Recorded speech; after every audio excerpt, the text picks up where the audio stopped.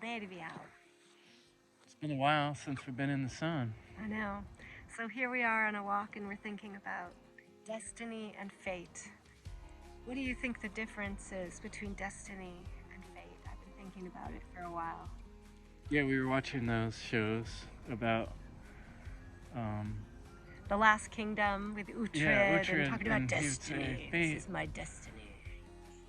And I kind of don't like the idea of fate because choice is the most important thing I like to always talk about and have enthusiasm about the value of our choices and the value of our life. But fate, I was thinking about it just recently. Another way to consider is the word, like fate is kind of like your death. It's the end of something. Or a new beginning. It's a conclusion, and so we can compare it to, hermetically speaking, to like causality. The outcome, the Yeah, effect. the parts of existence, the parts of life that we don't have control over. We made the choices. Now this is what happened, and sometimes it's things that are completely out of our control, like a tidal wave or See, I don't think that's fate. lightning. I think fate is the outcome, which is related to our choices, the cause and effect, and then destiny, I would say, would be the tidal wave, or that thing which is we're born into this epic, this time period. But we do control our destiny. In other words, the destination, where to me I think of destiny like it's very similar to the idea of having a vision. You know, if I didn't have a destination I was heading for, I wouldn't have been going in that direction in the first place. But what we have always control over is our choices. We may not be able to control our death, actually, but we could control our choices while alive. And that's what creates our fate, which is the outcome. And my thought about destiny is more like useful from the standpoint of what is my destiny? Like, what is my purpose? What is my soul here to do? What is my North Star, my Orlog, my Dharma? There's a lot of terms in different traditions, and I think, that's like, what is our soul? We have to soul search to kind of come to a sense of what is our unique purpose and gift here, that our potential destiny, our destination, which we may not get to ever, but we're approaching I think that there's quite a few folks out there, and myself included, many of us feel this need that, I need to search for that. I need to find that thing that really lights my fire, that I'm really passionate about. And I think many people are struggling to understand what that is or how to find it.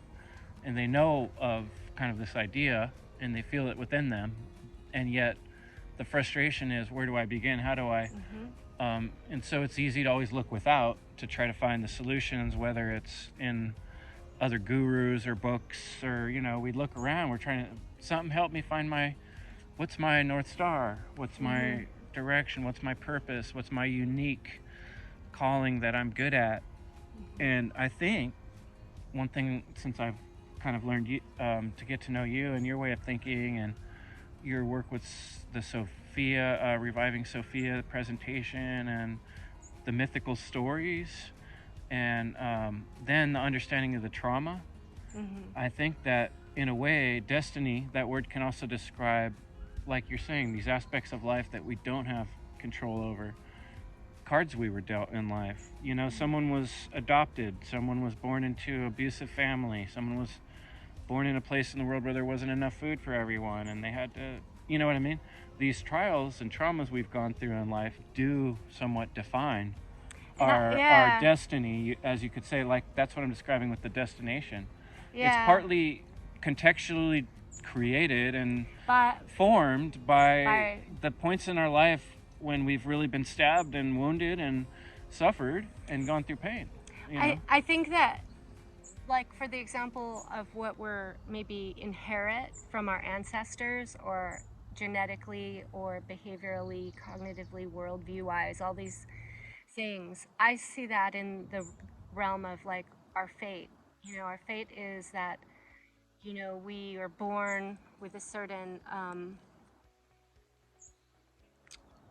experience, and, that we're conditions that we're sort of born into, fated into experience.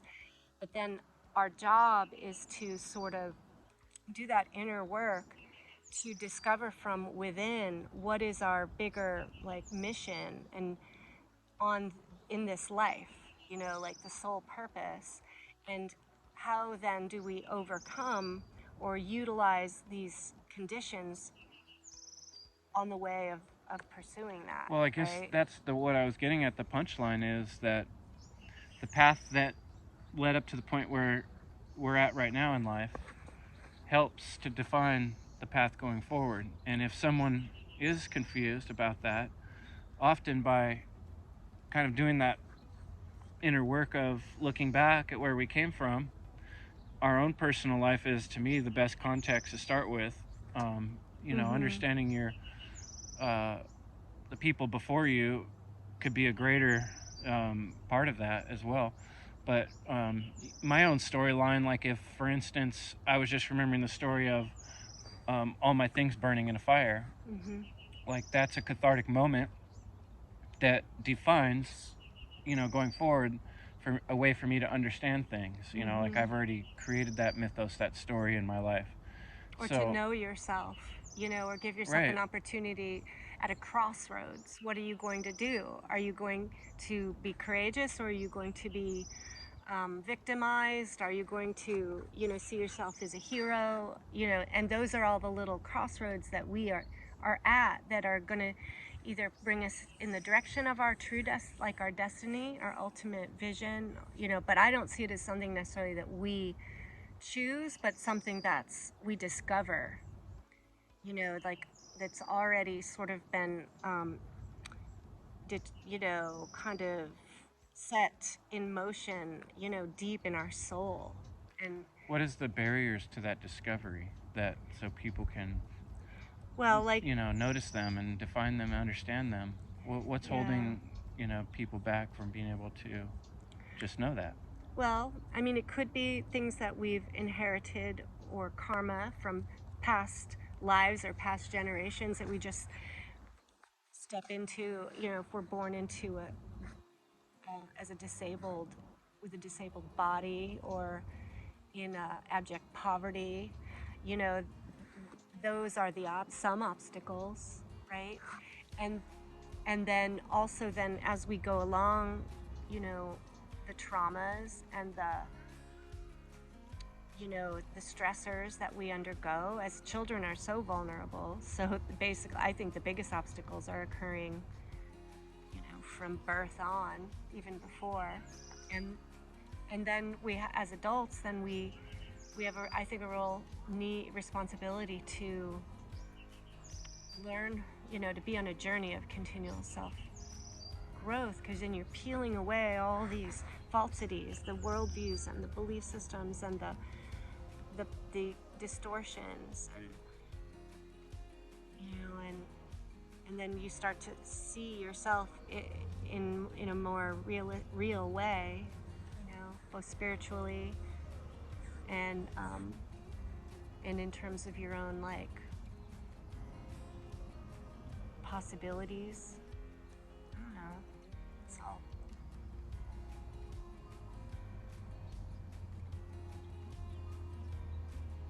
But I think, I think that the more healing work people do and the inner work, then then things start to reveal themselves to you.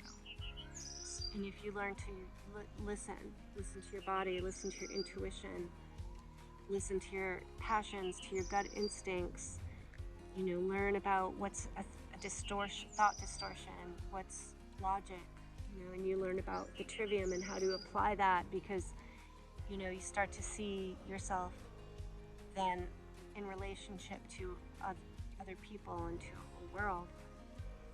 Right? And then you start to say, well, what's my relationship to this? how do I be of service? Am I helping or am I hurting? Am I contributing? What do I contributing? Am I here to be doing more? A lot of people I talk to are feeling restless, like there's something I should be doing. What's my purpose? I feel like I should be of service.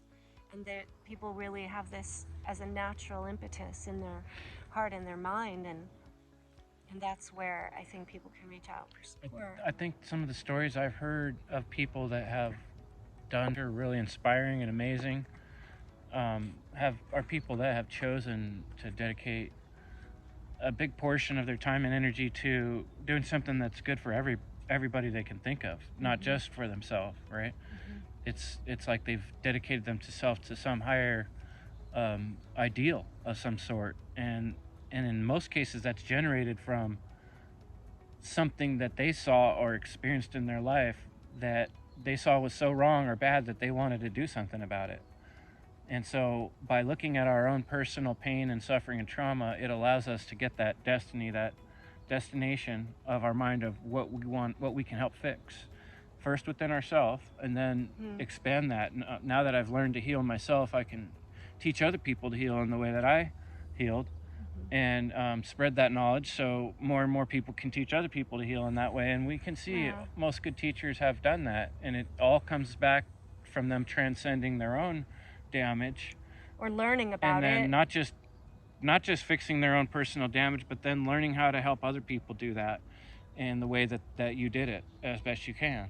It makes sense because that's what if you do the work, then that's something you know about very deeply. You know the tools, and when the you techniques. know about something because you've faced it within yourself and overcome it, then that's a very natural gift, like offering that you can give back to help others, because there are other people are going to have a similar journey and pain point as you. You know, there are people, we share similarities. So I think that is true. And I think, you know, that it's like the wounded healer, the Chiron, you know, which is an archetype. And what happens though is when you have to be very aware, because your wound can both enlighten you and it can blind you, right? So it's like a real responsibility to do your own work. Step on that. Absolutely. Yeah.